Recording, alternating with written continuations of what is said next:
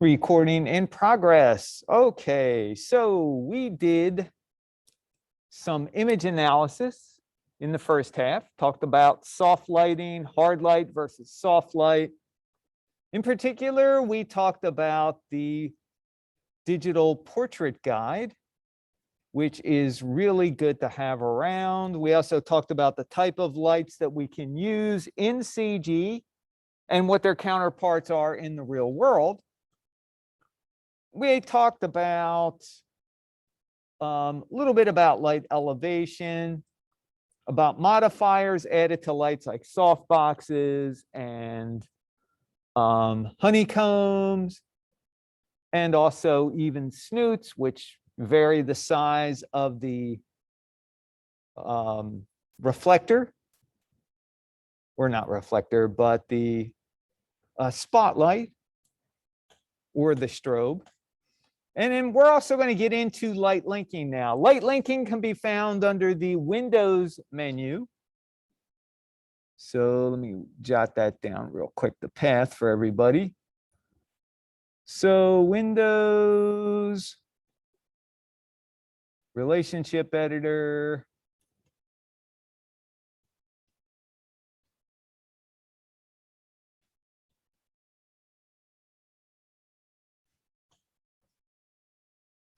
light linking, and you have a choice between light centric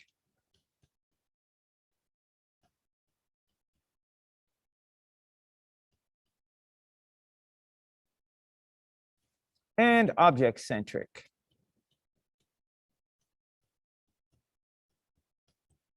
So all that means is light centric means you have your lights listed on the left side of the editor. If you click on a light, it will highlight the geometry that's on the right side of the editor. It's almost like having an outliner, but two of them side by side. All right, object centric simply reverses the process. You have objects on the left, click on an object, it'll show you the lights that are linked up to it. Now, it displays the link by highlighting either the light or the objects. So to break that connection, all you do is click on the object you don't want the light to affect. It will unselect, and now that link is broken. It actually works quite well. But there are a few things to be aware of. One is that you will get in your list not only lights and geometry, but you will also get materials. You want to avoid linking and unlinking materials. Why? Because if you accidentally click on the AI standard surface, that will unlink it from whatever it is you were trying to link it up to, which means you could unlink it from a light and everything will be gone. Everything will be black and you'll drive yourself crazy trying to figure out why. So we hardly ever link materials and lights or materials and objects. It's really not a good way to do that. You simply assign what you want there. So just to make it as simple as possible, light linking, light centric, object centric, click on the light, display the objects. If it's object centric, click on the object, it'll display the lights on the right. We're actually going to be utilizing this when we get and do our demo. All right, but let's go over the requirements for project 3. So we've already talked a little bit about the lighting compass and the resources that we have, the portrait guide. So we're still going to be using the principles of light: light direction, light intensity, light color, shadow quality. We're going to be using that with multiple lights now. So for the first exercise, the still life, we give you breakdowns, which are individual renders of what each light is doing, so you guys get an idea of how they work. Then we will give you a final composite, meaning all your lights are turned on and it's a full finished render. So you'll be able to see each light and then what the final result is. As you work, you will go and use each light individually for the first part of the assignment. That way you get used to working just one thing at a time. And then for the portrait, that's where you're kind of, well, you got to work the same workflow, but you have to mentally break it down by looking at your reference. Where's my key light? Is there a fill? Is there a rim? Is there a backlight? Sounds a little daunting, but I'm going to try and walk you through a pretty reliable workflow. All right, so same set of, well, let me put this in writing here just so everybody. All right, so 2 parts. Okay, one is going to be still life. Second part is going to be the portrait. Okay, the portrait has the material assigned to all the surfaces already. That is something you don't have to worry about.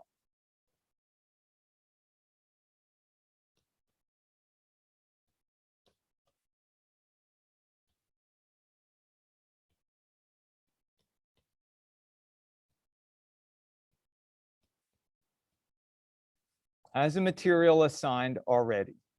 The still life needs material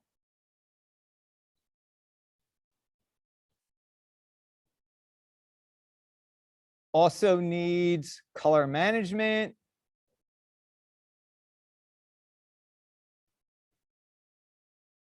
turned on. Right.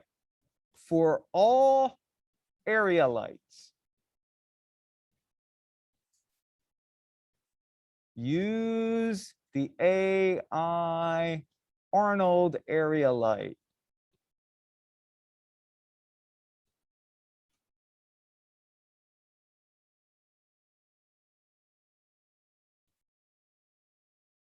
Not Maya. Maya area lights are substandard. They say they have the same controls, but they just don't throw the light out the same way. You start with an AI area light, you should be in good shape. All right, so still life, you need to put the material on, make sure color management is turned on.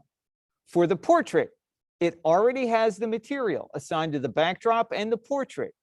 The portrait also has a texture, which means if you do not set your project to this new project folder, the skin texture will be missing. You will come up with a ghostly, corpsey, pale render. If you do that, immediately close your scene, don't save it, set your project in Maya, reopen your scene folder, or sorry, your scene file. It should link up the image for the skin. There's nothing worse than not having that skin texture on there and just having a subsurface scattering, humanoid person. It looks like a big giant piece of wax. So, right, as I mentioned here, the portrait already has the appropriate materials. Don't change the materials or it's not going to render correctly. For the still life, which you have a choice of the Cornell rabbit or an actual still life, which is basically bowl of fruit, cup, candle kind of deal, you will assign AI standard surface to everything. Make sure that the diffuse or the base color value is 0.5. Don't change the weight. It's the base color value. You want 50% gray. And make sure the specular weight is turned off. Verify color management is turned on. Also, You are creating your lights, so you shouldn't have an issue with shadows. You're creating brand new lights, so cast shadows should be on by default. Make sure you use Arnold attributes, and for the area light, use the AI area light, the one you create in the shelf, the Arnold shelf area light.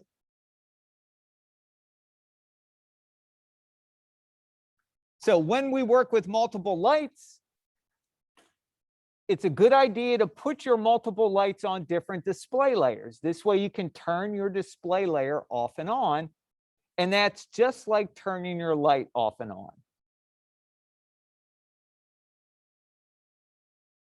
So Cornell Rabbit is one of your choices, named after Cornell University. If you're not familiar with Cornell University, they were at the forefront of computer graphics in the 1970s. They did a lot of firsts. They did the first point cloud scan, which the Cornell Rabbit's one of the first. It's not, I don't think it's the first, but the Cornell Rabbit is freely available on their website. It's an OBJ file. You can download it. Basically, what they did was they shot lasers onto the surface of this object. Each time the laser hit and bounced back, they were able to track its point in 3D space. They then turned all those points into a mesh by triangulating them. And then, of course, they had to run another program to make sure that the triangles made sense. Because, you know, if you just say triangulate, it could triangulate points anywhere at once, all over. But to actually make sense on a mesh, that took a lot of brain power and computer power at the time. Our head scan for the portrait was done the same way, only a much more recent version of it. It was still a point cloud scan, but a much more refined scanner, refined process, and we got a skin texture out of it also. So the still life, they're different. They're basically the same kind of lighting, a little bit different process. So for the Cornell Rabbit, we have key light, we have fill light, and we have a rim light. For the still life, we've got a key light, we've got a fill light, we got a backlight, and we actually have two backlights, a little one behind the candle just to help separate the subject from the backdrop, and the main one in the center behind the fruit. Now, as far as procedures, your key lights, your fill lights will all be Arnold AI area lights, just like you would use on a typical product shoot or on a portrait. Now, for the rim light, for the Cornell Rabbit, that will be a spotlight, because we want to get just an area of it, and the spotlight's perfect for that because you can kind of point the light where you want it to go. And for your backlight here, that is a spotlight. Now with your spotlight, you will be adjusting the cone and adjusting the penumbra, which is the softness of the cone, and then the drop off, just so you get a nice gradient behind the center of the fruit bowl. Now for the still life, you're going to have to create an additional backlight on the right behind the candle, and that will be a point light with Arnold attributes, obviously. Just remember, we're not using exposure in any of our lights. This is all pure light intensity. The good thing is, with these breakdowns that we give you, you will be able to load in each light individually into the Arnold render view so you can work on it and A/B back and forth between the reference and your render, sort of like what you did in Project 1 and even Project 2, where we gave you the reference images.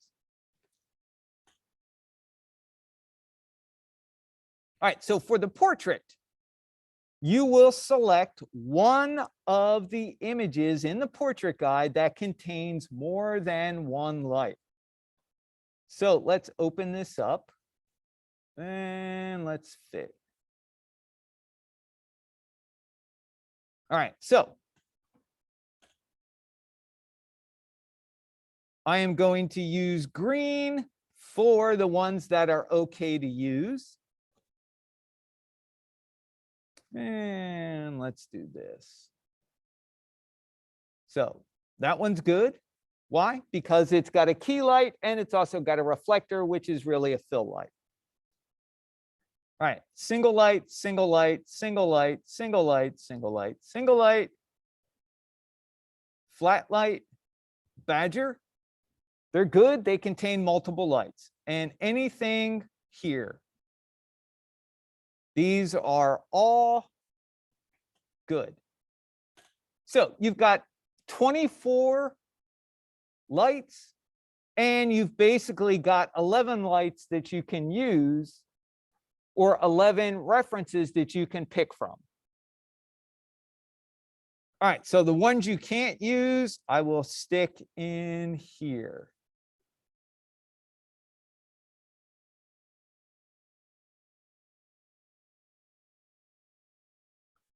So the green you can use, the red don't use because it is a single light source. Would have been, better for project 2, film noirish kind of deal, because they are single lights. Does that make sense?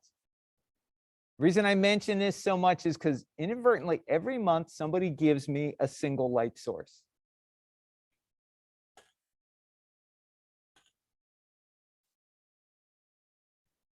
All right, so those are your choices. Now, what you will do with those choices, make good decisions.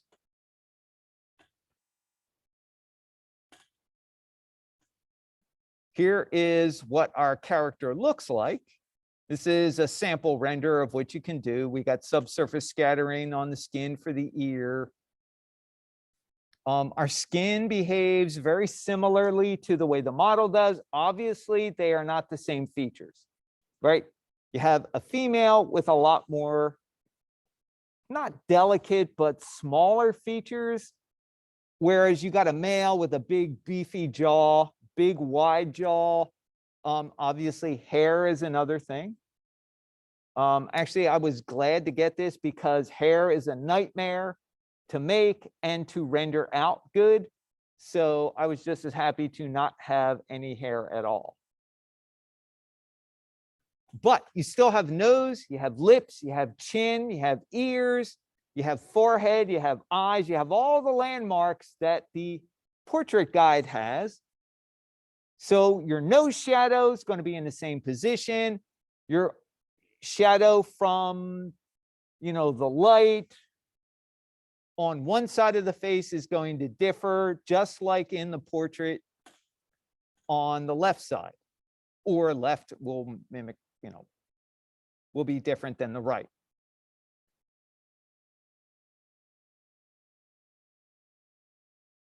All right, resolution gates on. Use as many lights as you need here. So for example, I will let you in and tell you straight up that there are more than 2 lights here. I used my key light, worked out perfectly great. But my key light, when I got it to look good on the skin, made the backdrop way too light. So I had to use light linking to break the connection from my key light to the backdrop. I added a separate backdrop light so I could control it and get it to look like the reference. And I had my rim light off to the side anyway. So in effect, to get this, I had to use 3 lights, not just 2. So the reason I mention this is because it shows 2 lights here, you may need to link and unlink for the backdrop.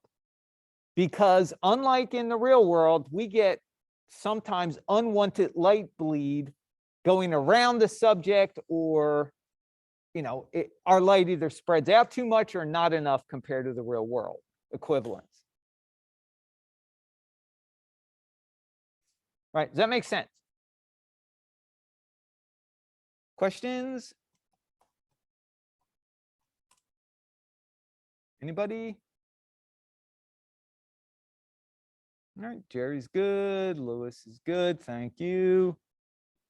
Deja, no questions. Brian, Katie, thank you.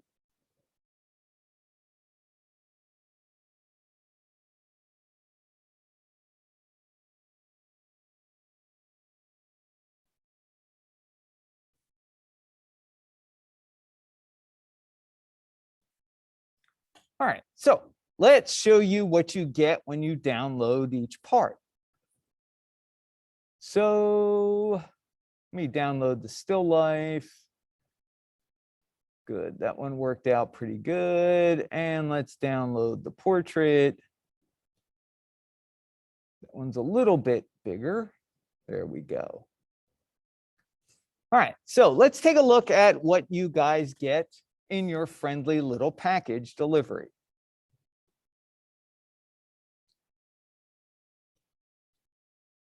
So we're going to do still life first. You get two scene files. One is the Cornell rabbit. The other is the still life fruit cup, or sorry, yeah, it's fruit bowl cup candle. You have one set of, or I should say one template. Don't be, discouraged by it. You just make sure you turn on the right reference layer in the template. By default, the rabbit is there. But if you're doing the still life, turn the rabbit layer off and you'll get your still life layer. Don't forget your render goes down here. So you got key light, fill light, rim light, or center backlight, depending on what you're doing. All right, the right backlight is there. If you're doing the Cornell rabbit, obviously you do not have this. You can just put NA in the X's, not applicable. Don't forget, put your render time in. So I still want to know what your camera AA and diffuse samples are. Now, I have them listed for each light. Ignore that. I meant to only put it in one, but I got carried away apparently.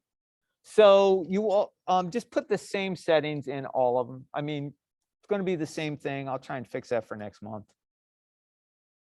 Completely forgot. All right, any questions about the template?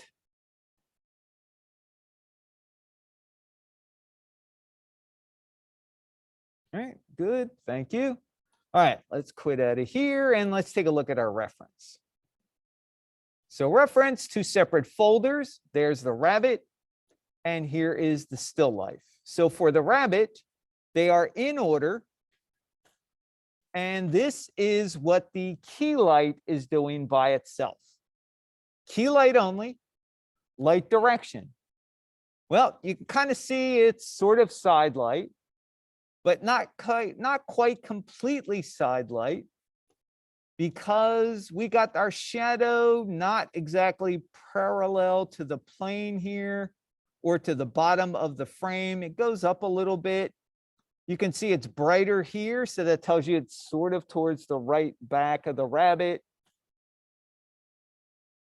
Fill light, which is next. Kind of dark, really hard to see. Should be able to see it in Zoom, hopefully. But if you download the reference images, you'll be able to see. Like I said, when you're looking at breakdowns, a lot of times they look really weird because we're seeing what each light's doing by itself. When we put them all together, remember, lighting is additive. So even though this is a very low fill light, it still plays an important part.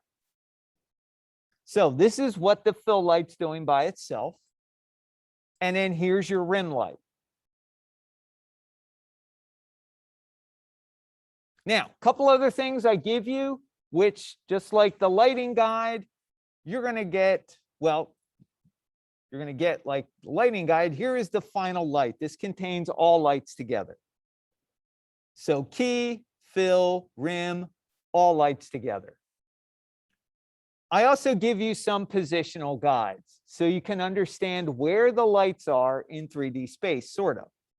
I kind of give you a front view so you can see the elevation of the lights, how high up those lights are. Got to turn on my talking head. So elevation for the lights, how high up they are. And the next one is an overhead shot, so you can basically see where the lights are located in relationship to the subject and the camera.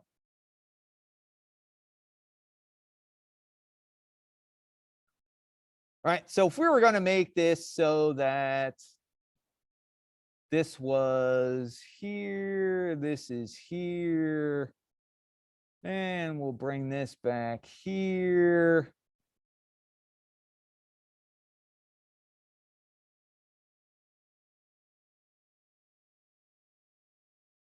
So you can kind of see that's a little more than 45 degrees.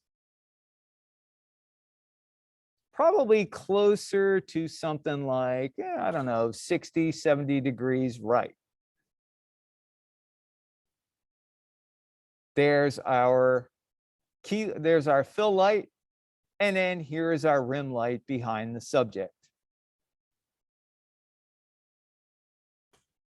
So all of these arrows sort of converge around the same area, center of the subject, and that's usually how we aim our lights. Does that make sense?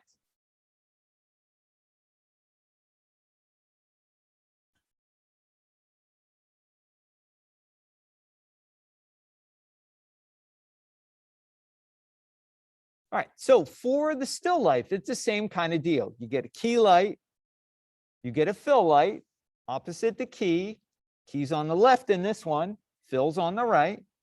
You get a shot of what the backdrop light is doing. There's the back light behind the candle, very subtle, but it's important because without that, the candle blends into the background. And then what all lights look like together. And then same kind of positional guides. Front view, kind of tell you the elevation of the lights. And then an overhead shot so you can see where they are. So you can see here's your key over here on the left. There's your fill light. This is your backlight. And here is backlight 2, the one behind the candle. That's a point. This is a spot. And these are AI area lights.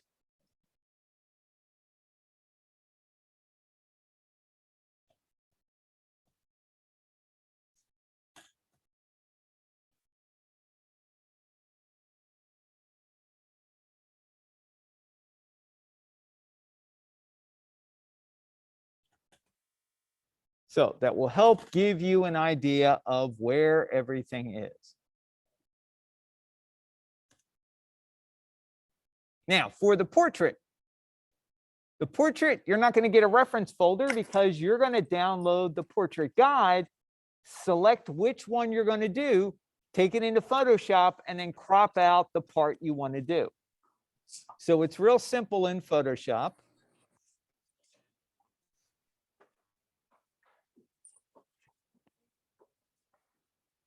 All right, Blaine, no problem. Thank you. All right, so portrait guide.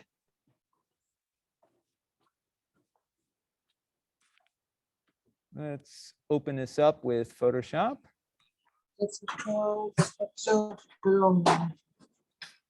Somebody have a question? I heard a mic on.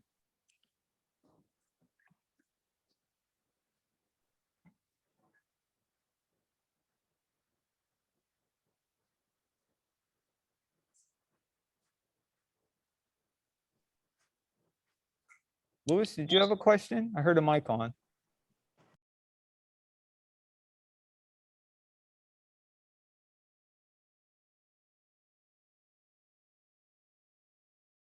Okay, just want to make sure I didn't miss anything.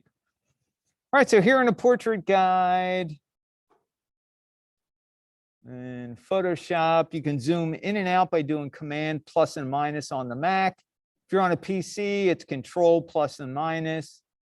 You can zoom in 100%, take the crop tool, pick the image you want to crop. And you probably want to keep it just width, height, resolution, not fill in anything. So we can do, say if we wanted to do loop with a backlight, I could come in here, whoops, and I can crop it. So what Photoshop is, once in a while, the crop tool gets kind of ornery. There you go. So you can just set it up, crop it, save it out as a target file, because that will give it probably the best quality. Don't save it out as a JPEG. It starts to compress it again. Same thing with a PNG. So just save it as a target. That should give you a relatively good quality. You can then take this, use this as your reference, and then bring it into your template. All right, don't crop. There we go. All right, so here's our template. You'll notice that there's nothing in it except a bunch of stuff for you to put in. So your reference goes over here and your portrait goes on the right side.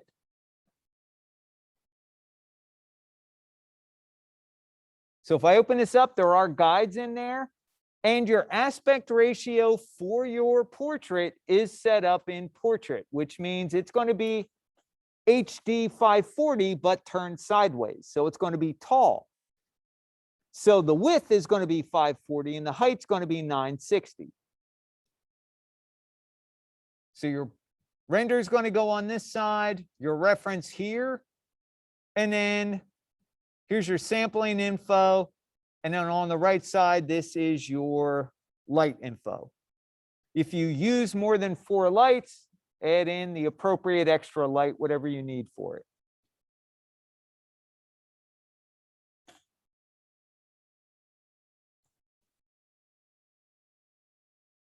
Wow, get up there. Why do you keep jumping?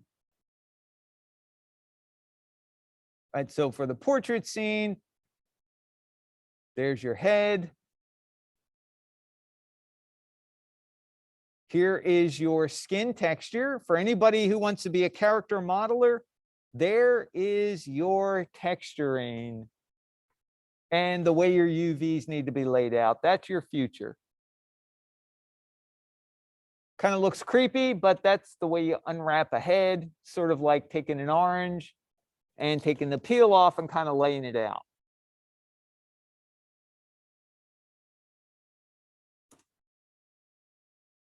All right, so let's kind of go through the workflow for the rabbit. The reason I want to show you the rabbit is because the rabbit needs to have light linking turned on. And you may or may not need light linking for the still life. Depends on, if you have any issues with that backlight behind the fruit. You can get away without it. You can get away with it. So it's really up to you. All right, so I'm just going to kick off Maya. Let me see what I got running here. Okay, that's not bad. We'll kick off Maya.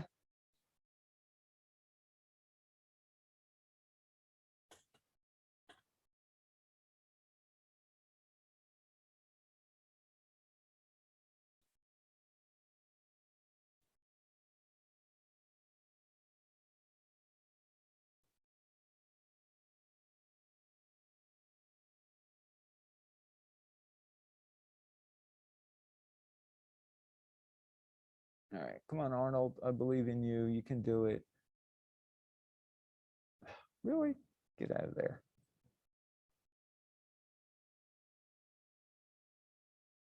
All right, there we go. Set your project. So I'm going to set mine. Mine happens to be in my downloads, my still life. That's my Maya project folder. Set your project. I'm going to open up my Cornell Rabbit. So the workflow I'm going to do for the Cornell Rabbit will work with the still life as well. All right, so there's your happy rabbit. I like to work in perspective and then render in the render cam. And if you want to know what a point cloud scan mesh looks like, there you go. Lots and lots and lots of triangles. But it's really not that bad. I mean, lots of triangles, but it renders out pretty quickly and decently. So don't forget, what's one of the first things you want to do when you open your scene up? Save as. Why? So you don't corrupt the original. I mean, for you guys, no big deal. You could always re-download it again. But if you're working for a client and you corrupt the original file and have to go back to them and go, can I have another copy of your file? Why? What happened? Well, it got corrupted. You know, it's like you ripped out their own heart or killed their children and showed it to them. It's like, no, it's just a digital copy. But, you know, people are very protective and possessive of their work. So just make a copy. This way, if Maya does Maya things, you're covered. All right, so I gave you an MB, going to save it back as an MB. And 2021-08. There we go.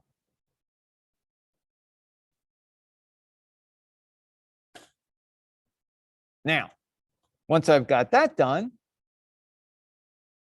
now I'm going to go in and follow the recommendations here. All right, so got to assign an AI standard. What's here? Well, that's Lambert. That's the devil's own material. So I can marquee select. I can go into the geometry, select the group, click on the group, however you want to select it. What's the shortcut key for assigning a new material? Shift T, that's right. Shading and lighting is Shift T.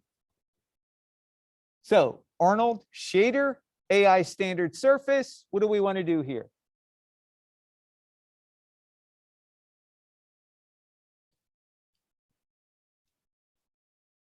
Yeah. Yep, spec weight to 0. One other thing. Right, so base, color, click on the color swatch, change the value to 0.5. Now you are in 50% gray territory. What else do we need to do? One more thing. Yes, let's check the color management. So that's under Windows, Settings, Preferences, Preferences. Go down under Color Management. Oh, it's enabled. It must be my birthday. But check anyway. Now, I can tell you it should be on inside the portrait. I'm surprised that this one is on. Like I said, you're welcome. But always check. Another dead giveaway for me anyway is if color management is not turned on, this stuff does not look like 50% gray. It looks like that. If your stuff looks like that with the default Maya viewport light, that's not 50% gray, or you don't have color management turned on. So color management, good. No color management, bad. So now we're set to go. So do we have to zero the specular weight value? Yes. Turn off the specular weight. So right here, spec weight. Until we tell you otherwise, or actually until we get into materials, which is lecture 6, which is next Wednesday. Wait, no, sorry, Friday. Lecture 6 will be Friday. I time warped into another parallel Earth somewhere.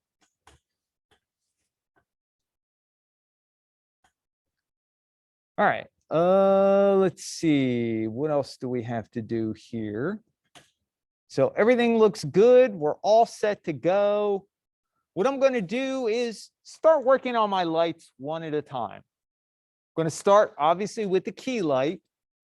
But I'm also going to do a couple things. One is, let me get my reference set up here. That's my reference, but I also want to have this off to the side. So I can flip back and forth and see, just so I can position my lights roughly and then start fine tuning them when I go to render. This will at least get me close to a starting point for my reference. All right, so I'm looking at this and I'm going, okay, that's a key area light off to the right side. We kind of looked at it earlier and I'm thinking that's probably about 60 degrees, somewhere like right around in here. So going to grab my AI area light. Let's pull that over.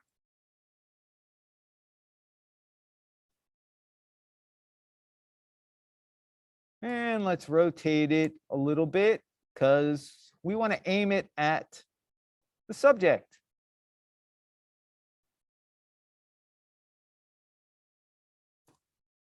And let's kind of move that over here.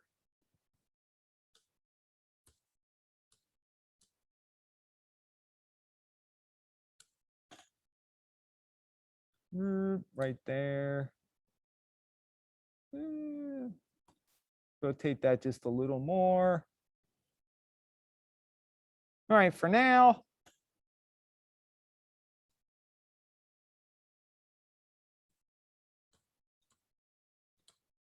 Yeah, I can see it's off definitely.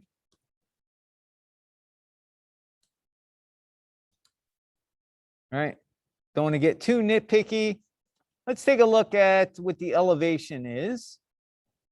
So I did pull it up out of the ground a little. All right, so let's see, that light looks a little bit lower.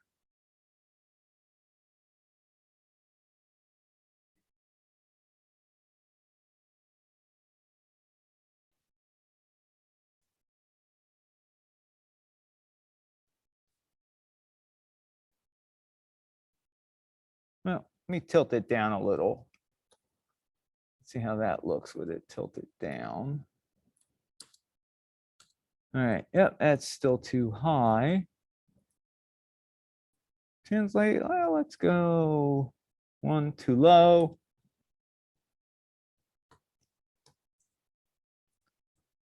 Let's try that. All right, good enough. So AI area light. First thing I want to do, I'm going to bring my reference in. How do I do that? I forgot. I got amnesia.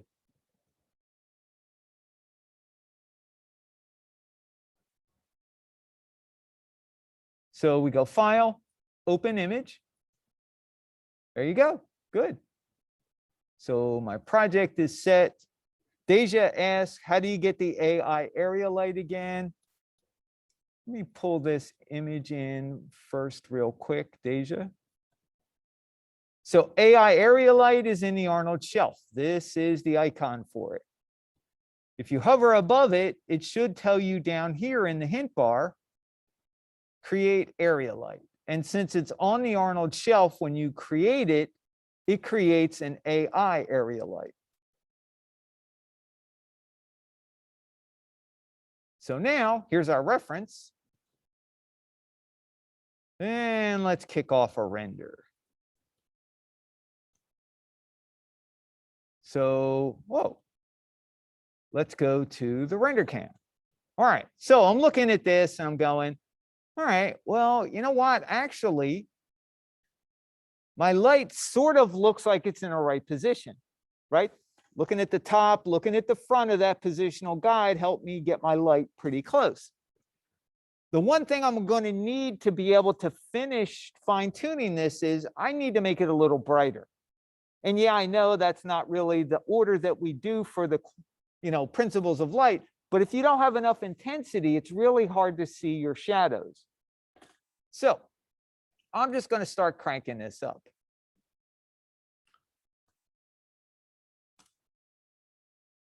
All right, 10 actually is not all that awful.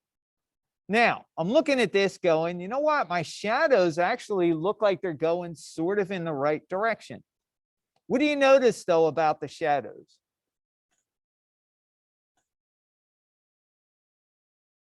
On which one? Yeah, so that tells me that my light might be a little too what? Yeah, maybe a little low. I need to probably bring it up a little bit higher. So let's see, the light, I think I was using, let's just split the difference, 1.75. Did that shorten my shadows at all? Probably not enough.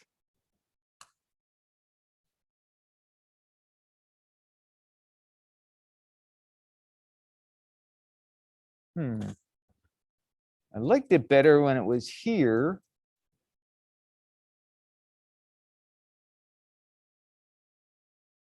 And I think what I might need to do is rotate it a little bit.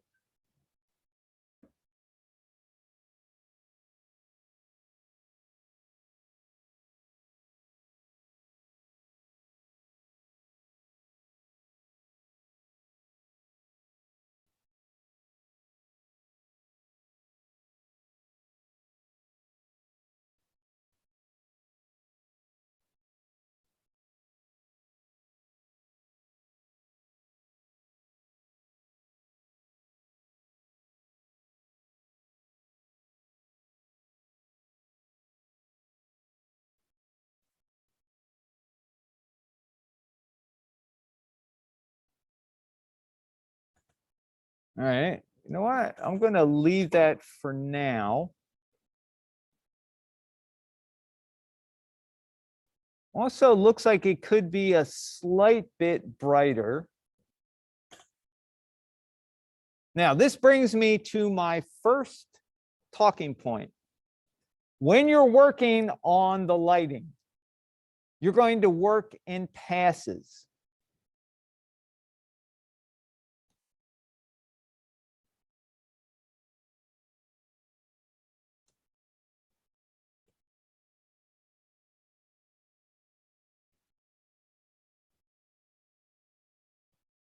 All right, passes mean that your first pass, you want to get between 80 and 85% of the way there.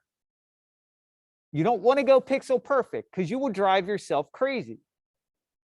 If you do what we always do as artists, and that's like nitpick every little thing, after a while, it's really hard to see anything because we're our own worst critics. How many times have you guys worked on something, you get really frustrated with it, you put it down, you go away, do something else, come back and go, that's not as bad as I thought it was.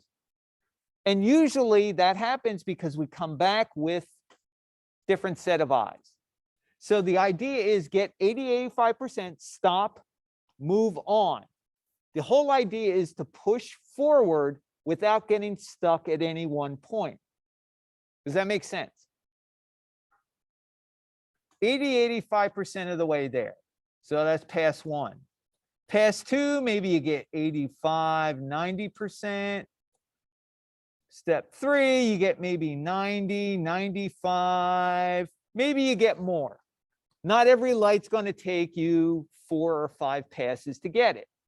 Some lights you'll get quicker than others. But the idea is when you finish pass one, you go to the next light.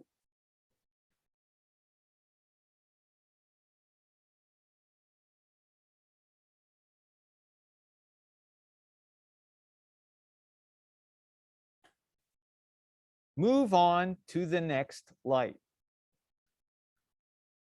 Get that next light 80, 85% of the way there. Maybe it's a fill light. Well, it's going to be a fill light. You get a fill light. Maybe you get it 90% of the way the first time. Great. Just one less pass you have to do.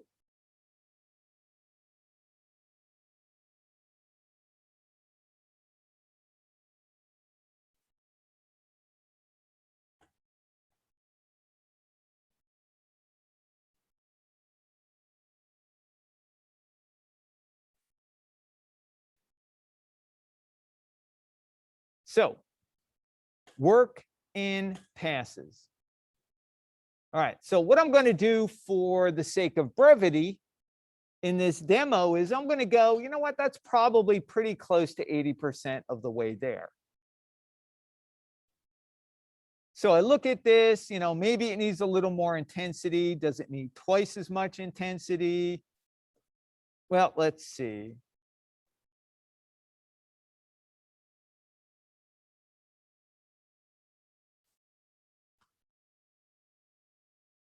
Well, definitely not. All right, well, let's split the difference. Now it's a little bright.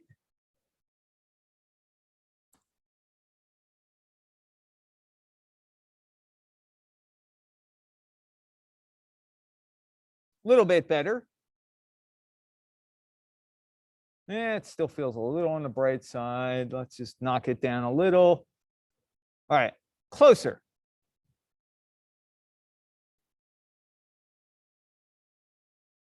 Obviously, still needs a little bit of work.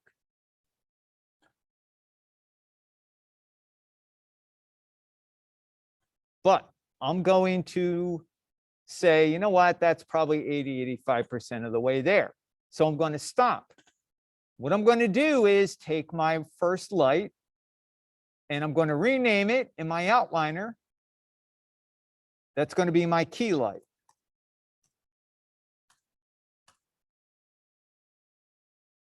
With my key light selected, I'm going to put it on a display layer. You guys know about display layers for modeling, right?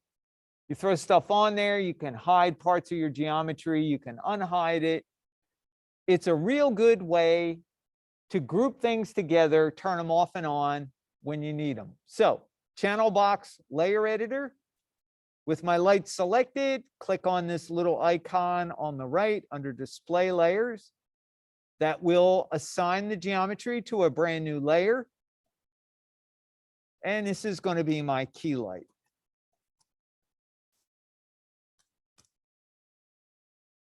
And what I can do with the key light is turn it off, hide it. Now I've got a clean slate. So next thing I want to do, let's bring in our next reference. That's going to be my fill light.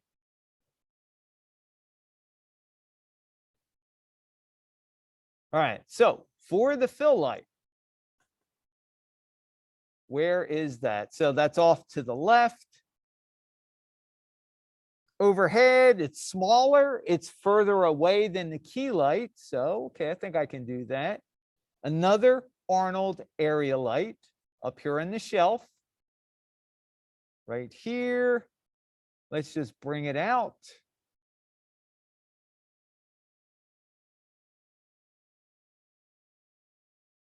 And let's see, where is it? All right, so that's up above the rabbit's head.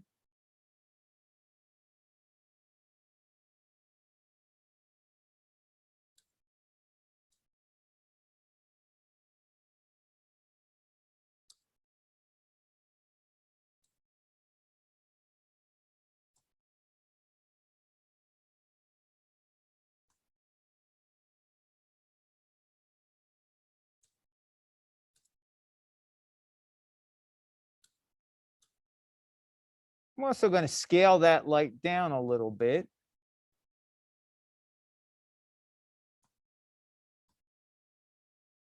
Just a little bit.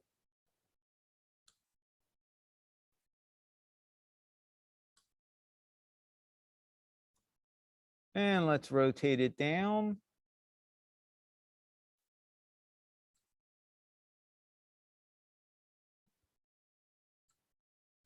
A little too high.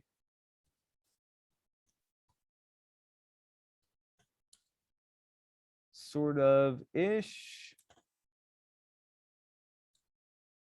Looks like it needs to go over here. Let's rotate it this way a little bit more.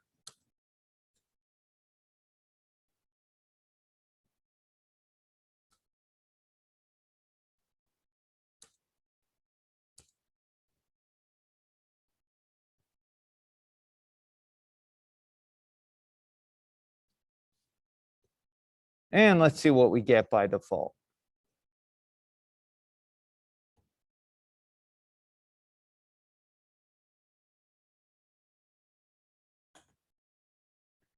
All right, so I can see, looks like I need a little more intensity on my fill light. Position, sort of close. Make sure when I'm changing something that I'm not looking at the reference when I do it. Nope, too bright.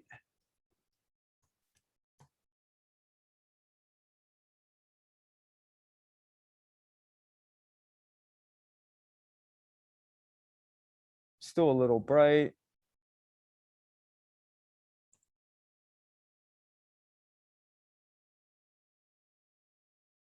All right, not too bad. I mean, I'm looking at the shadows on there. They're a little bit off, but that's probably about 85% of the way there. I see light on the ears, on the chest, on the face, on the feet.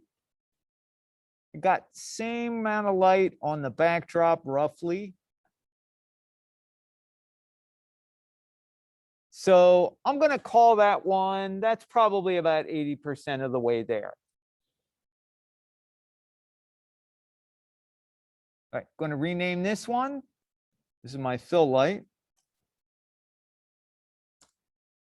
And if you haven't done so, save. Why? Because it's Maya. And add it to your display layer, a brand new display layer. This is going to be my fill light.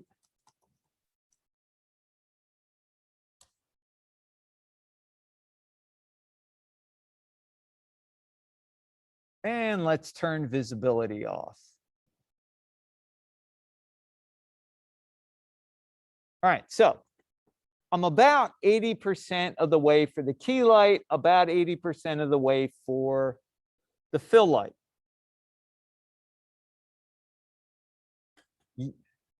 Yen says, do we use the same AI area light?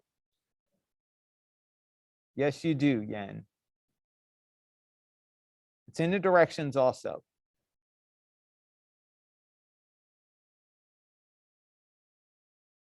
So not the same light, but you use another AI area light.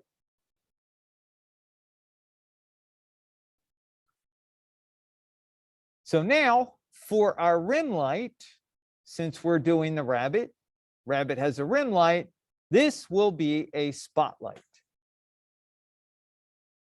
So let's bring the reference in, take a look at what we have to work with. There's our spotlight. And that's what our rim is doing. So there's our key, our fill, our rim.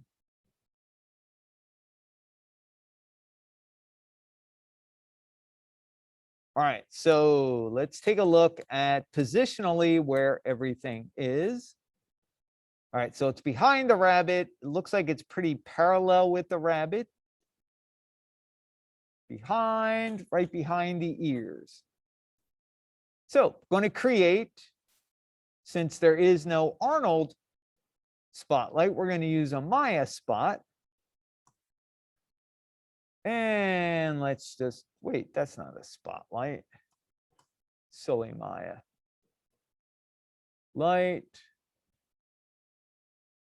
Spot. There we go.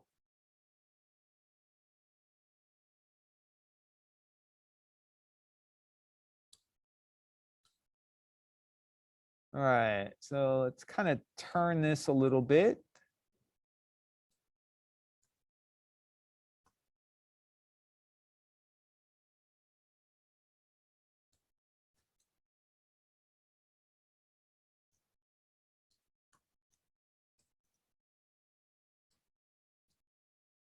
And let's just kind of bring that in a little.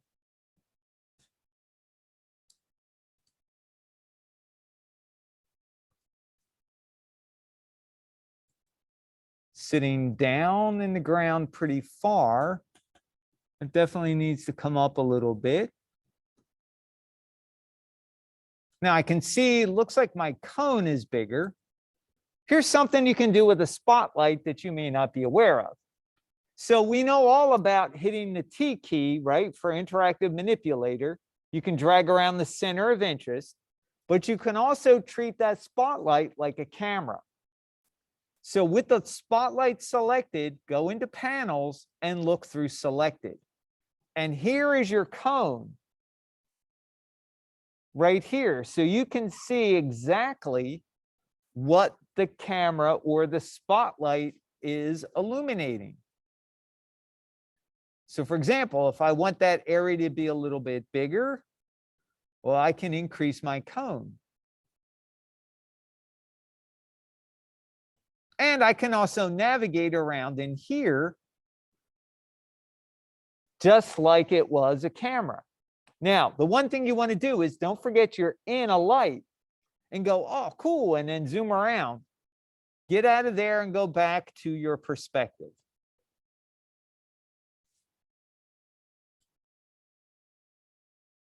So that does look a little high now. Well, let's lower that a bit. Oh.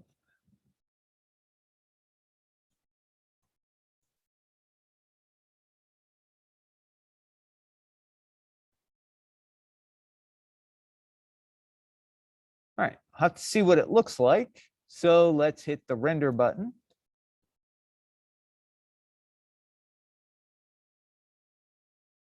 And let's crank up the intensity a little bit here.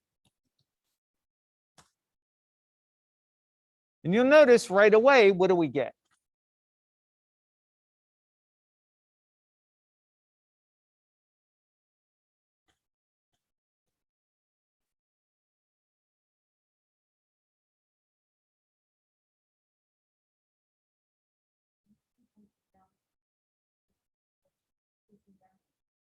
Too far down? Okay. We can pull it up for sure.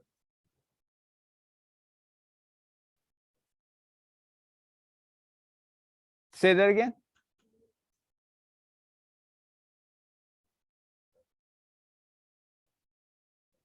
Oh, so you mean aim the light up so it's not hitting the floor. Is that right? I just want to make sure I understood what you meant. Okay. So let's see. Katie said, is this where you would use light linking?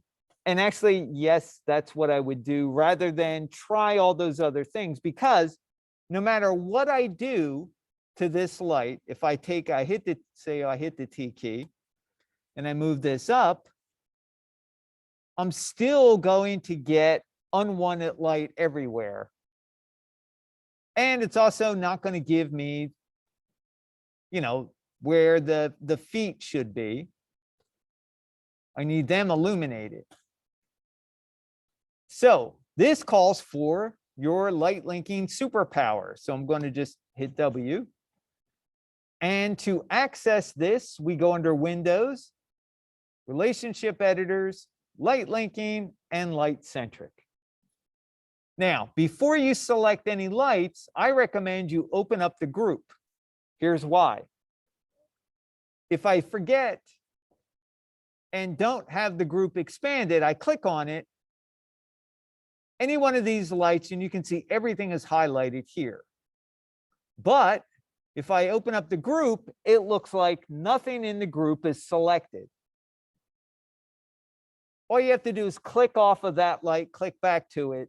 For some reason, Maya does not understand when you open a group in light linking that it needs to illuminate all, or it needs to select all the objects in it until you click off of it. And that only happens the first time. So you can see all of my lights are linked up to all of the geometry. So let me hit the render button here.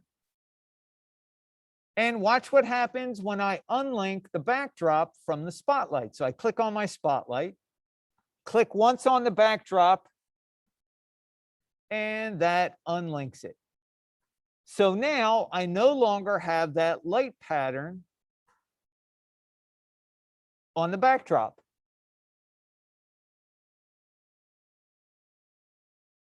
Does that make sense? Good call, Katie.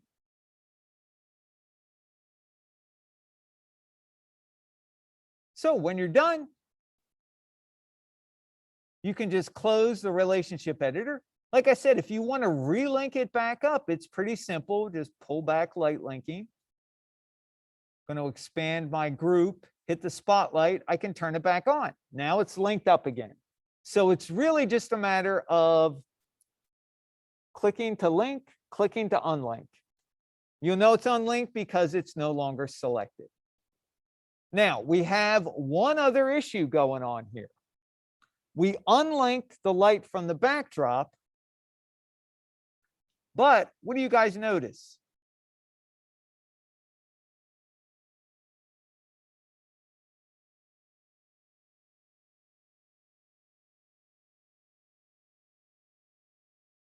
There's still what? Yep. So we still have unwanted light here. So where's this coming from? We unlinked it from the backdrop. Say again? The reflections. So even though we've got reflectivity turned off, we still have bounce light. We still have indirect light. So what's happening is this light is still calculating indirect or bounce light. We want to turn that off so that we make it like that backdrop doesn't exist to that light. All right, so to do that, we go into the lights attributes, spotlight. Guess where we go? Down under Arnold.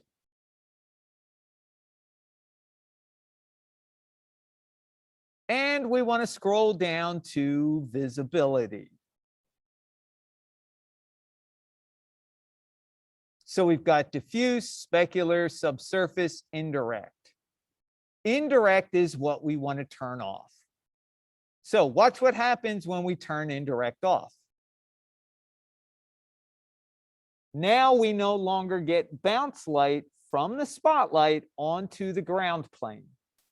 Does that make sense?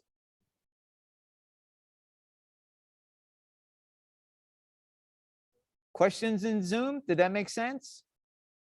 So when you unlink, you may need to turn off the indirect light down under Arnold visibility. Now, it's not a hard and fast rule where you have to turn it off all the time. You may not see any bounce light or indirect light because your subject is far enough away from whatever it's going to reflect light onto. But in this instance, it certainly does make a difference. All right, so partial problem fixed.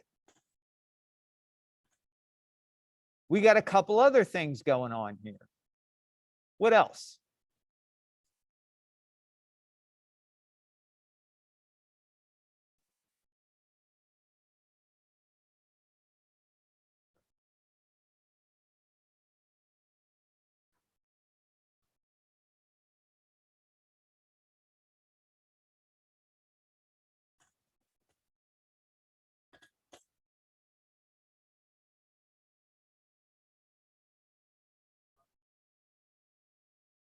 Yeah, front legs got more light. Also, the tail's got light.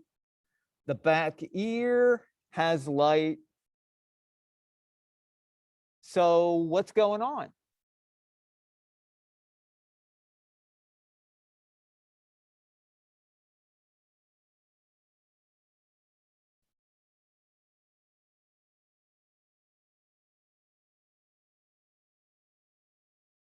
Say again? A higher intensity? Well, we could add more intensity to it.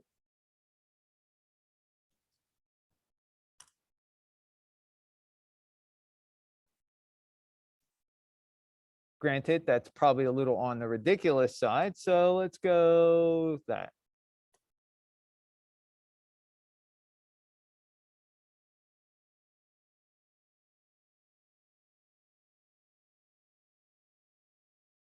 Doesn't really look like that's the key, too. So let's talk a little bit about what happens with humans, animals, any object that has a surface going in more than one direction. Even a coil, a spring, a tree limb, right? Light hits it. What happens underneath that tree limb? If light hits a tree limb, what's going to happen under it? Well, it depends. If it's an actual limb, it's not going to be translucent. If it's a leaf, yeah. It's blocking the light. It's a shadow. So we go outside, you want to look up at the sky, you put your hand in front of the sun so you're not blinded, but you're basically creating a shadow so you can see all around where your hand is blocked. The case of the rabbit is self-shadowing the front legs and also the back ear. For us, it's the right front ear. So this is an example of where, on a very special circumstance, we can turn off shadows in a light. Most of the time, I'd say 95% of the time, you want shadows in all your lights. It looks natural. But stylistically, to get an effect, you may want to turn shadows off so something does not self-shadow. You get a little more light, and it almost looks like you've got a kick light. So to do that, we go into our light, we go down under Arnold, and right here, there's a little button called Cast Shadows. This is the button you always want to check on all your lights, except for this one. Because when you turn it off, now magically, our rabbit gets the extra shadows. The rabbit is no longer shadowing itself. Does that make sense?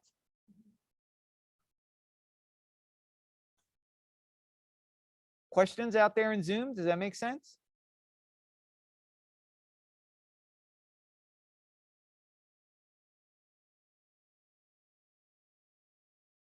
Okay, Josh is good. Katie's good. Nelson's good. Okay. So now we've gotten about 85% of the way there. Normally, what I would recommend is, well, I'm going to throw my rim light onto a separate display layer. Let me get rid of all this. Put it onto a separate display layer. Give it a name. Rim light. Hit save, turn it off. What I would normally do now is go back to the key light, work on it a little bit, go back to the fill light, work on it a little bit, each light individually. But what I want to do for the sake of brevity is pretend I've gone through a couple passes and I want to see where my lighting is compared to the final reference. So every once in a while, when you're doing this process, it's good to go in and compare what your final result is, where you're at with your final version. So I'm going to open up, get my light, my reference with all lights in it. And I'm going to go back in, turn all the visibility back on all my lights, and then give it a good old render.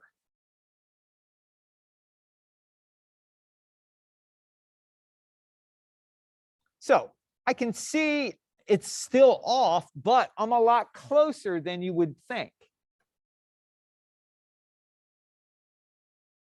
All right, so I can start taking mental notes like I'm going, all right, my key light shadows are still off a little. Looks like my rim light's a little bit off. I got a little too much rim here. So the position of my rim light, I got a little too much on the back. My fill light doesn't look bad. I'm looking at the fill here, and that's pretty much where I want it to be. I'm also looking at my shadows on my key light, they're not as bad as I thought they were initially, because with the fill light and the rim light on there, my shadows are not totally atrocious. So I do have some work to go and work on the key light and the rim light. But I'm a lot closer than I thought. So the whole idea is 80, 85%, do a couple of passes, turn all your lights on with the final reference, see where you're at. Take some notes for yourself. Stuff is still off. Then go back on work on each light individually.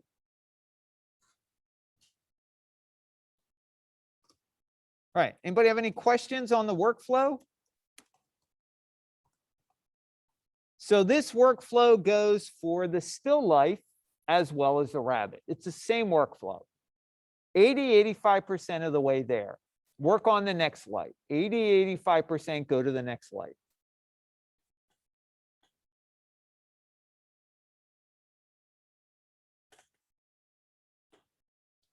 Okay, Katie's good.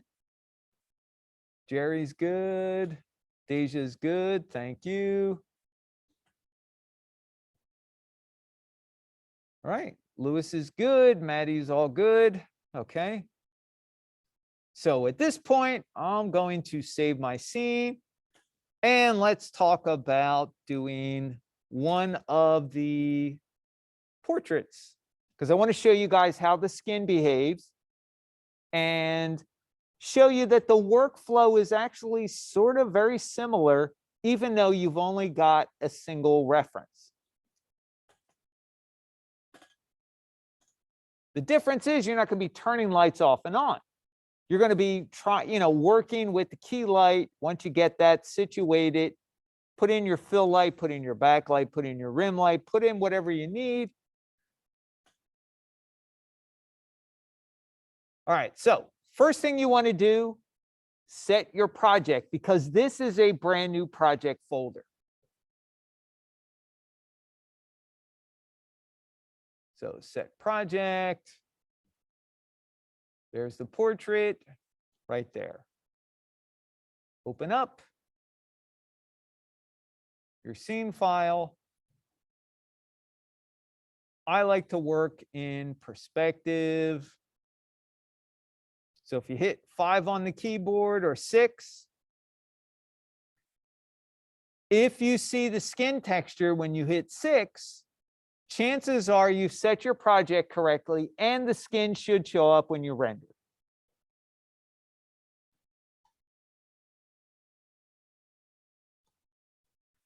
Generally, don't really care about that because wireframe is really all I need. My final look is going to be in the render view. All right, so let's pick out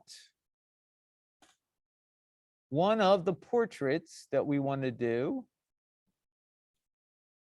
Which one should we give a shot to? Remember, it's got to be one with at least 2 lights. Multiple lights.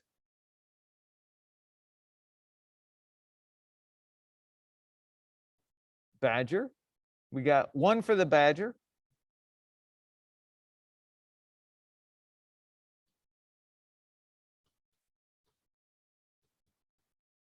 Any others?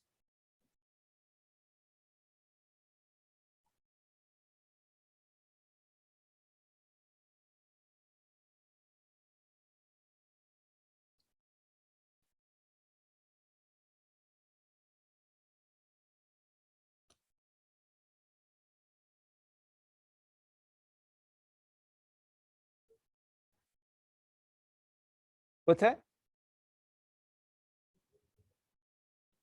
Okay, we got the loop with background.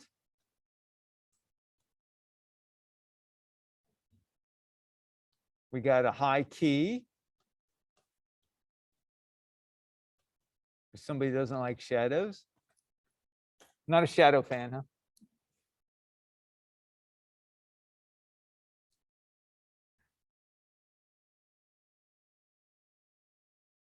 Right. Anybody? Zoom? Campus? We're gonna have like, all right, Katie wants badger, so we got 2 badgers.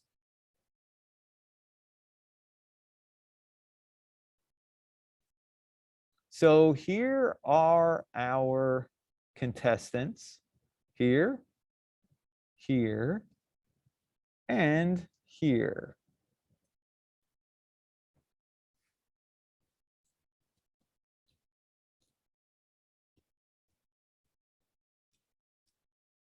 All right, Jerry said badger. All right, looks like badger wins. And there is much rejoicing. Yay. All right, so I actually have this all dissected already because it happens to be a very popular request. Here's my portrait guide badger. There we are. All right, so that's going to be my reference. It's got my positional guides in it, if you will, and also my reference.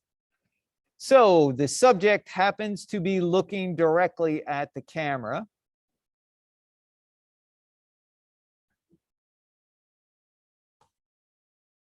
Now, for those of you that, may pick something else,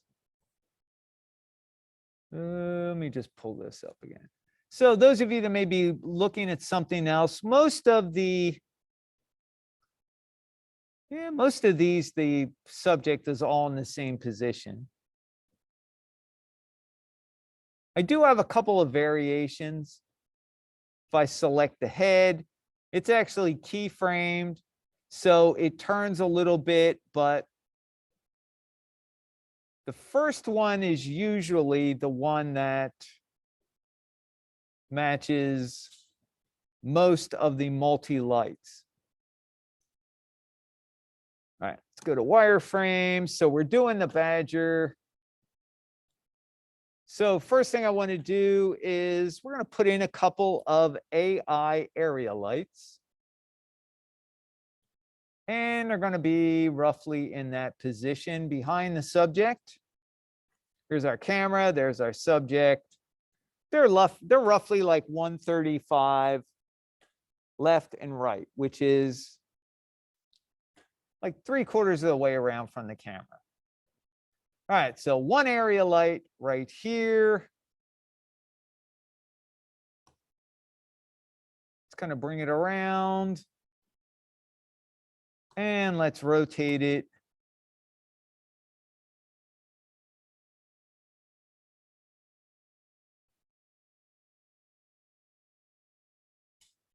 All right, so where is the light? It looks like it's pretty parallel with the head as far as height goes. How do I know? Well, I'm kind of looking at the highlight in the eyes. So right there, that's almost directly in the center line here.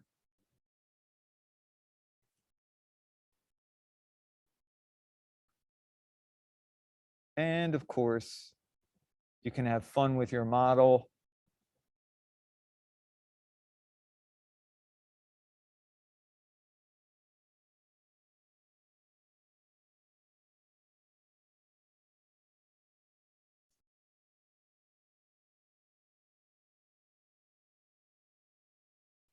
But you don't want to have too much fun.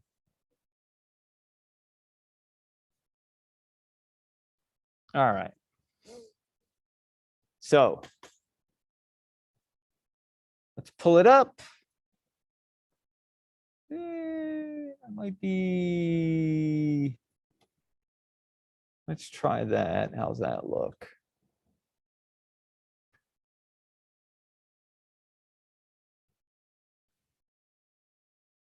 All right, so I'm going to create another AI area light. Let's put it over, put it in the back. Let's rotate it around. And generally, I'm just going to put this on the opposite side. And I think I had this at 5 for my y. Yep, why not have it the same? Looks like it could come in a little more. All right, so how to approach this? Well, you can tell yourself a couple of things. One is there's two lights. They're probably the same wattage. They're probably the same bulb, the same age, the same color temperature. So the good news is whatever you do to one light, do to the other as far as intensity goes. They should match together. So let's start off seeing what happens when we render.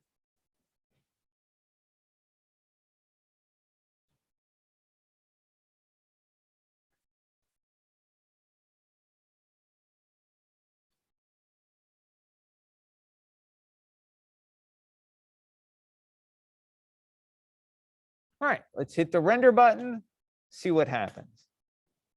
It's going to take a couple of seconds because Arnold is going to process that skin texture so it renders quicker and it doesn't have to process and read it all the time. It's got it's kind of pre-calculated texture file. So you can see I got a little bit of light going on here, but let's label these lights. So this is back left. This one is back right.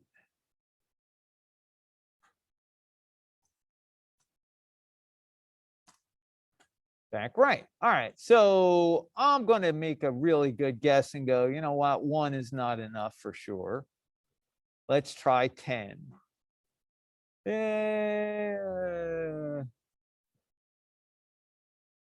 No, that's too much. Let's just go with 10 for both lights.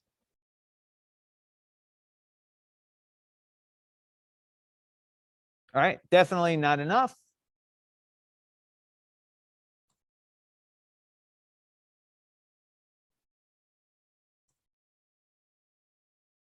Now, the thing with skin is when you start to throw more intensity at it, the skin kind of absorbs it and spreads it around a little bit more. So let's bump it up. Let's go 50. So you kind of see what I was getting at with that, bring those lights around to the front a little bit more. I've sort of got them positioned the way they are here. But one thing I'm seeing is, it looks like these lights are a little bit bigger in relationship to the model or the subject. So let's scale them up a little.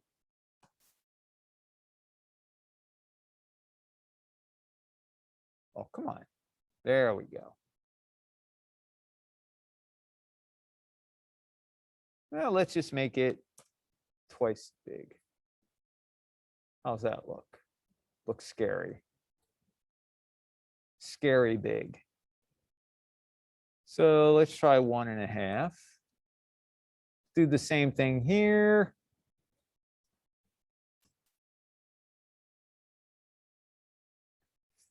Make them a little bit bigger. Now some of that light's starting to wrap around our subject. We got some light on the nose.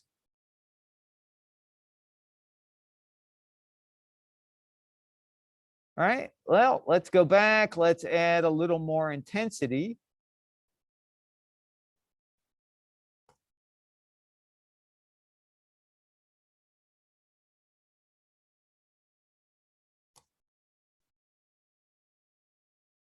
That light's still pretty bright.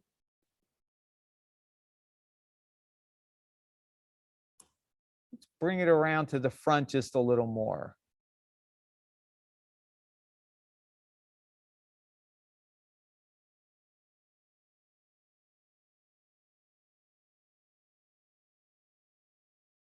All right, so now you can start to see what happens when I pull it around to the front a lot more.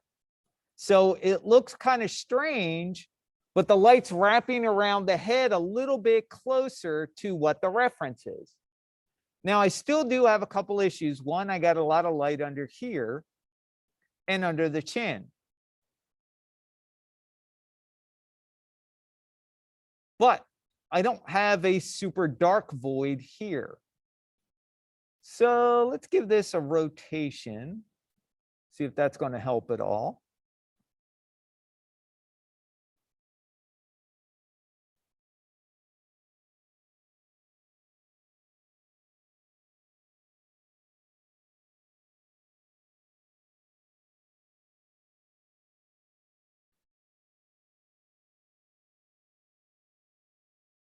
Let's just try 125. How about you? Let's go negative or positive 125. Oops. There we go.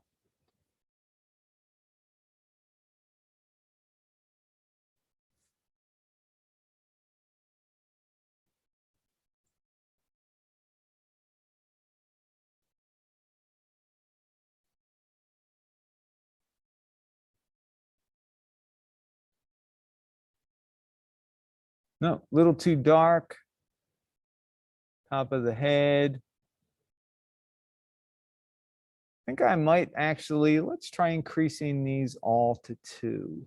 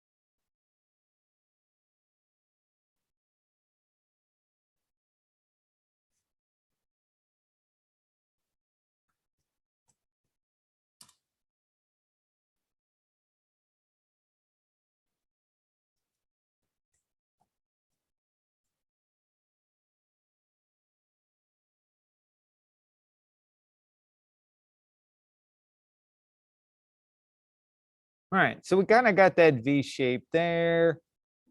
A little bit more here, a little bit more shadow under the chin. Might be able to minimize that with a little bit of a fill light underneath the chin.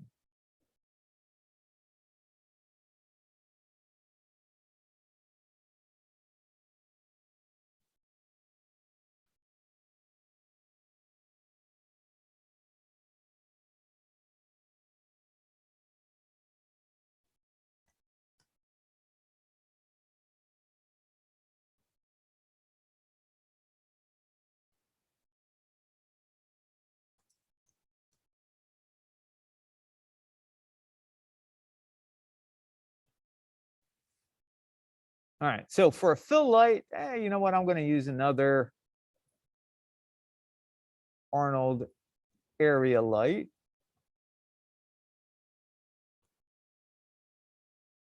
See what happens when I make it on camera or just in front a little bit.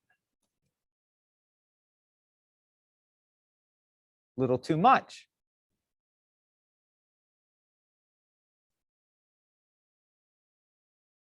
And let's lower it.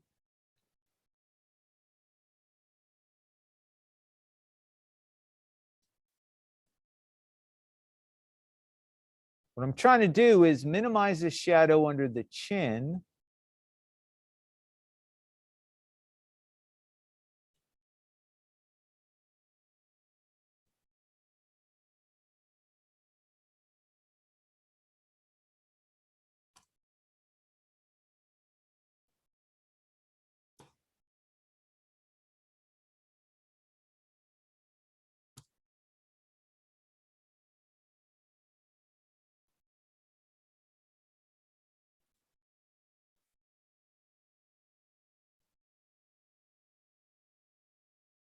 Too dark. Without that light. And I think, you know what, I can probably drop this light a little more.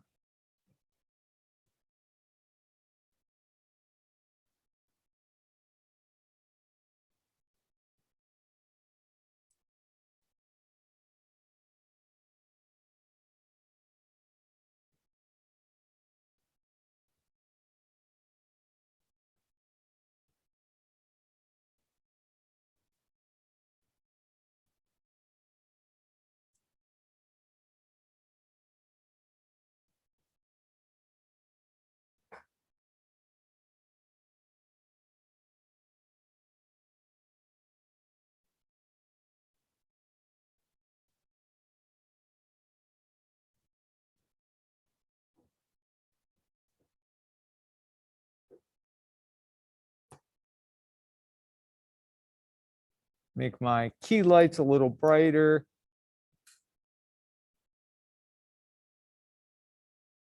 On the sides.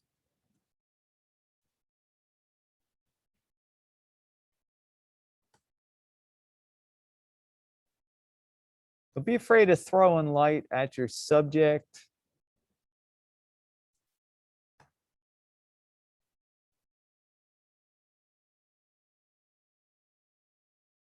So the side of the head is pretty bright there. We got our little patch here. Kind of goes down the center.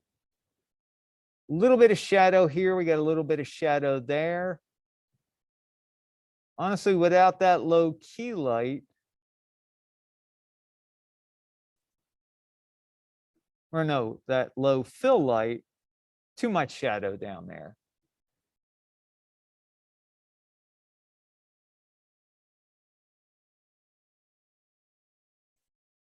So yeah, let's put that back.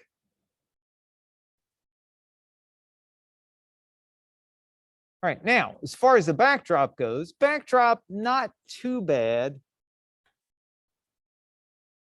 Looks like I got a really dark patch up here. So what I might do is turn light linking, or I should say enable light linking to remove the backdrop from the two key lights.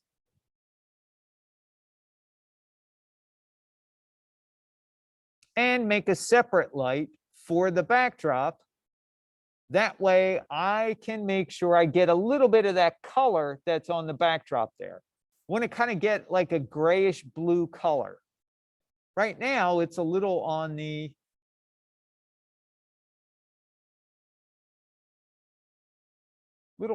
browny gray side there.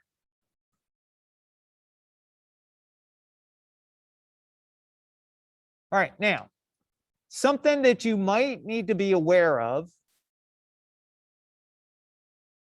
for rendering.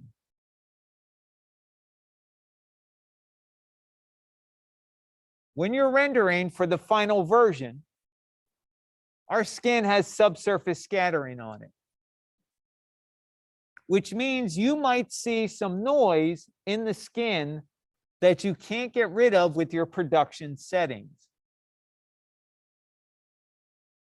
So what you may have to do is in your render settings, you may have to increase, in addition to doing your normal camera AA and diffuse, you might need to kick up the subsurface scattering a little bit to maybe 3 or maybe 4. That way, that will get rid of noise in the skin.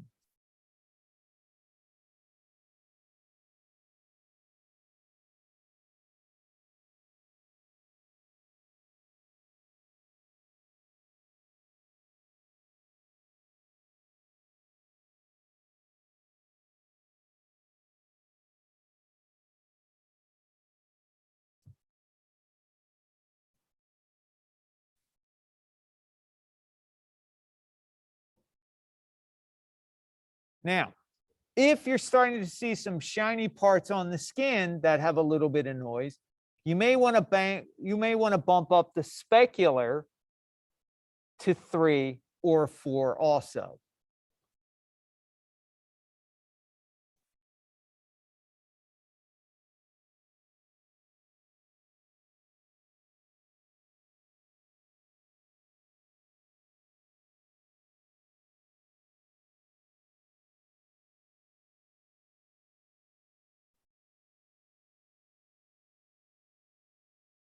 I think it's mostly going to show up for you in subsurface scattering.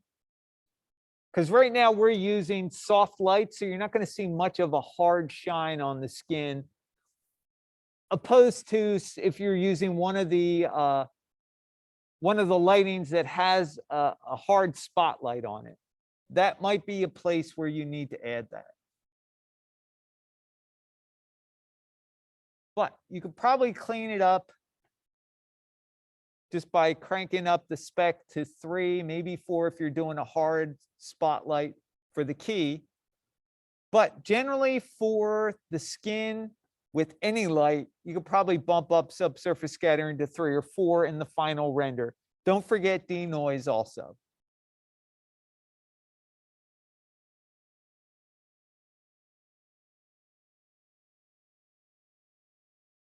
All right, now, let's see. I think this is where, yeah. All right, so what I would try here is bring up light linking.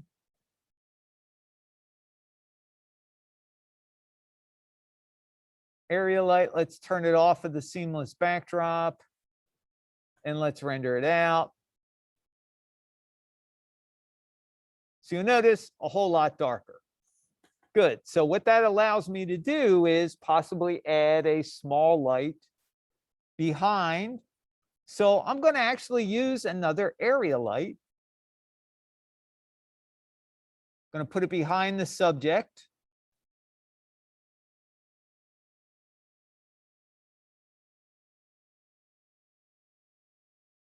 Let's turn it on, see what we get.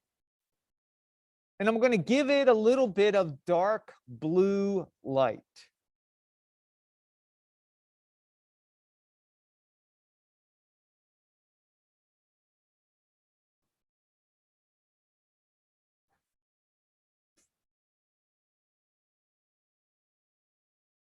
So I'm going to go here under my hue. Let's see, that's kind of, it's not very cyany or green. It's going to be more towards blue. Let's crank up the saturation a little. And let's lower the value a bit.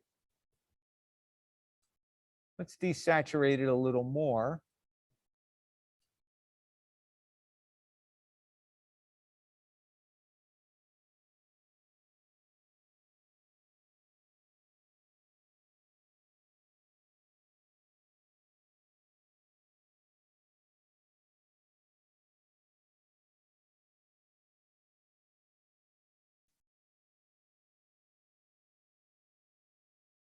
I don't want it to go too purple.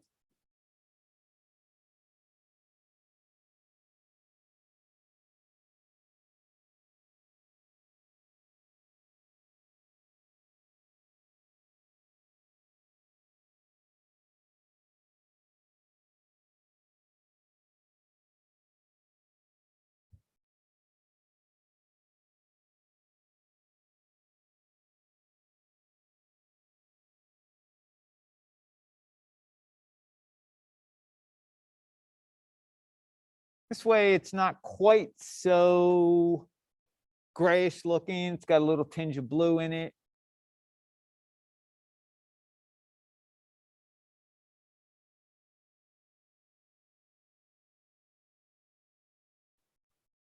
Now, if this doesn't work, I can also come in and use a spotlight.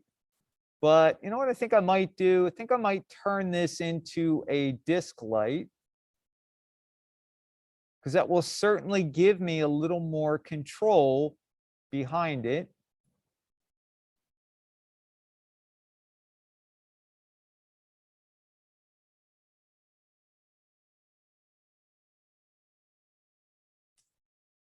All right, now, when your lights don't respond, nothing I'm doing is working. I want to close my Arnold render, save Maya, and let's open it again and re-render. There we go. So notice that as soon as I changed light types, it stopped responding in the render view. So stop rendering, close the render view, open it again. There we go.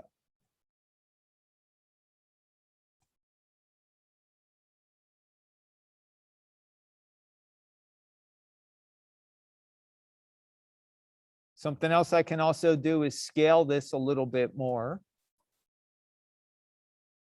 So it's a little more focal or localized.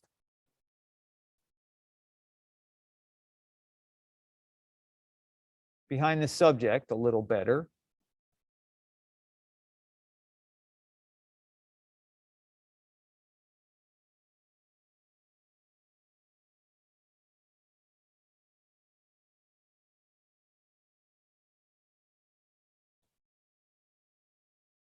Yeah, it looks like it could be a little more desaturated.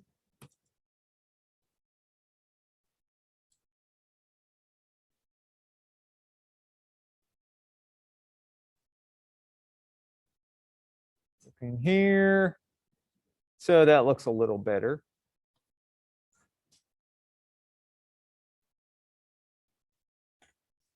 All right, and then continue working. So, go back, start adjusting your key lights if you need to. Like, I'm not totally happy with them. I would definitely go back. The position's not bad. I still might need to revisit that fill light in the front. I might change the type of light. I don't like it. But at least you get an idea of how to approach this. Does that make sense? It's sort of the same process as the rabbit. You just got to take it one at a time. If you've got a definite shadow, make sure, especially with some of the, where are they? Some of those very distinct, like Rembrandt portrait shadows where you've got light from above, make sure you get your light positioned so you get the nose shadow where you need it to be. All right. Any questions before we go on break?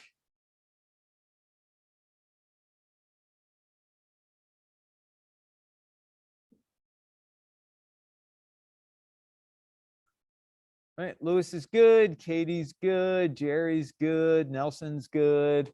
Everybody good here in campus? Good, okay. All right, guys, thanks for hanging in there. So try to have fun with this. Remember, don't drive yourself crazy. Do it in passes. Work on it a little bit, go to the next light. Work on it a little bit, go to the next light. Start with the portrait or the Cornell rabbit first. That way you've got separate reference for everything. All right, so let's come back to lab at, come back at 6:10. Yeah, we'll go to lunch. Come back at 6:10. We'll lock the room up if you want to leave your stuff. And have a good weekend, and I will see you guys on Monday.